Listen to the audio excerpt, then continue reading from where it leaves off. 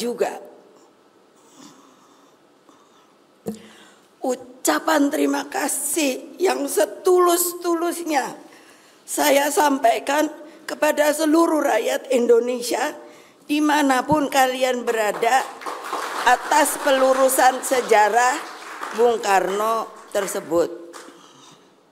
Ucapan terima kasih juga saya sampaikan kepada Presiden Prabowo Subianto yang telah merespon surat pimpinan MPR RI terkait tindak lanjut pemulihan nama baik dan hak-hak Bung Karno sebagai Presiden Republik Indonesia pertama. Assalamualaikum warahmatullahi wabarakatuh. Salam kasih sejahtera untuk kita semua. Shalom, Om Swastiastu, Namo Buddhaya, salam kedamaian rahayu.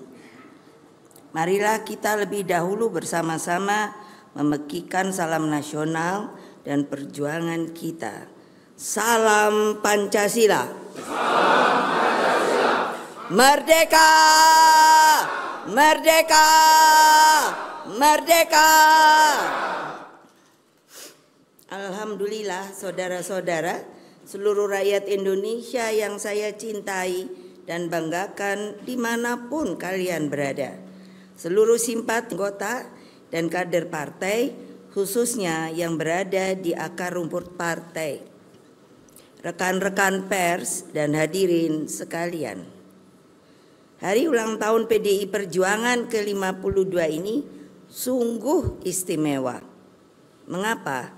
Sebab setelah berjuang dengan penuh kesabaran revolusioner selama 57 tahun, sejak 1967 sampai tahun 2024, akhirnya atas kehendak Allah Subhanahu wa Ta'ala, sebuah keputusan yang luar biasa telah dikeluarkan melalui surat penegasan pimpinan MPR RI atas tidak berlakunya lagi TAP MPRS nomor 33 tahun 1967 tentang pencabutan kekuasaan negara dari Presiden pertama Bung Karno.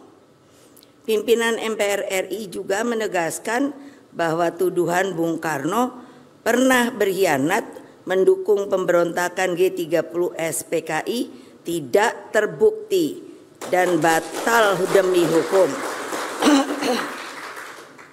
Karena tidak pernah ada proses hukum apapun yang dilaksanakan untuk membuktikan tuduhan tersebut hingga Bung Karno wafat tanggal 21 Juni 1970. Lama ya.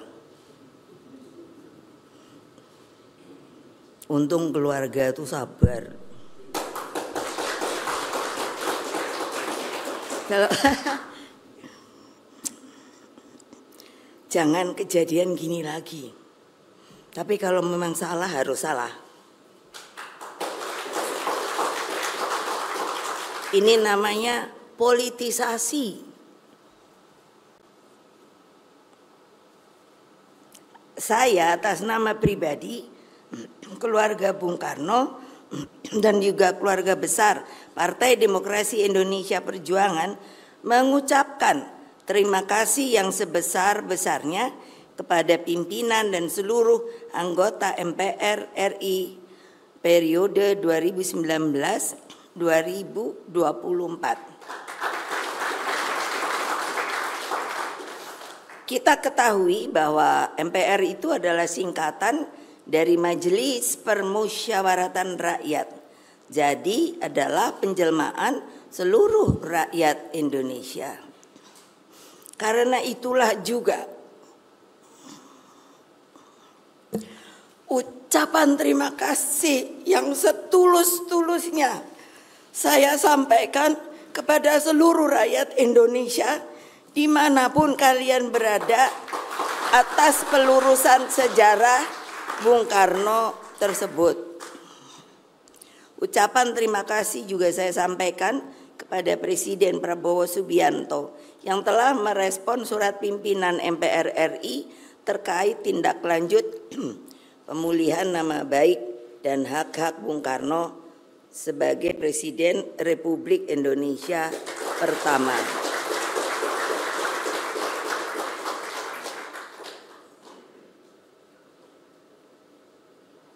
Kalau dipikir Bung Karno itu tahan banting ya.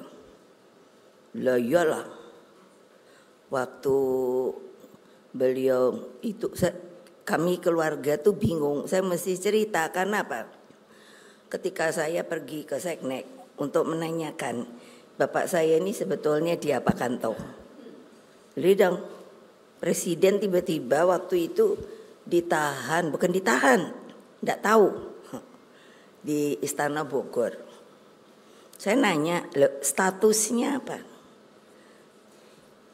Enggak ada yang berani jawab. Enggak ada. Jadi kami keluarga pada waktu itu tidak tahu status Bung Karno itu opo. Nah makanya saya bilang, jangan loh orang Indonesia yang berkuasa melakukan hal-hal seperti itu lagi loh. Nunggunya aja keadilannya lama sekali kan, setengah abad lebih.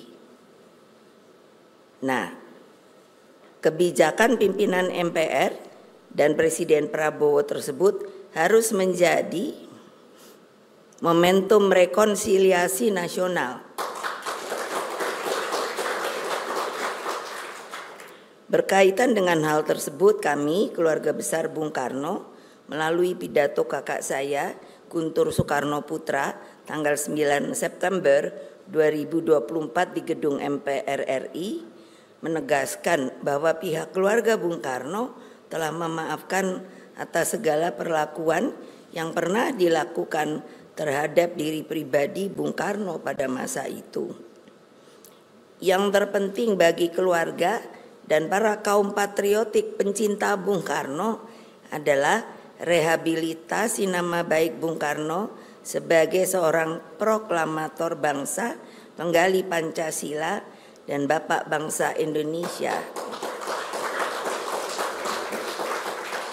Jadi dengan demikian kita sebagai partai ideologis yang mengikuti yang namanya ajaran, ide, hal-hal yang telah begitu banyak diberikan kepada bangsa dan negara ini oleh beliau, kita artinya tidak perlu takut-takut lagi, tidak perlu sembunyi-sembunyi lagi untuk membicarakan hal-hal yang telah beliau sampaikan dari sejak muda sampai wafatnya, yang namanya ide dan lain-lain sebagainya, yang nanti saya akan bacakan berupa rangkuman dalam buku dan lain-lain pidato sehingga dapat diajarkan, dipelajari kembali. Marilah kita mengambil pelajaran dan memetik hikmah dari peristiwa tersebut agar semua lembaran kelam sejarah bangsa tidak terulang lagi. Sebetulnya untuk apa toh saya justru membuat pembukaan pidato ini? Kita ini tidak hidup untuk di sini saja. Sekarang bukan, tapi jauh for the future our nation. Jadi untuk apa? Demi keselamatan dan masa depan anak-anak dan cucu-cucu kita, cicit-cicit, mboh canggah opo-opo segala macam. Karena kalau tidak begitu, siapa yang akan meneruskan? Apakah hanya cari kekuasaan saja? Apakah hanya akan mencari duit saja? Ini sebuah big pertanyaan besar saya. Pewarisan ini bukanlah hanya sekadar untuk anak cucu kita, namun bagaimana Indonesia mencapai kejayaannya dan abadi sepanjang masa.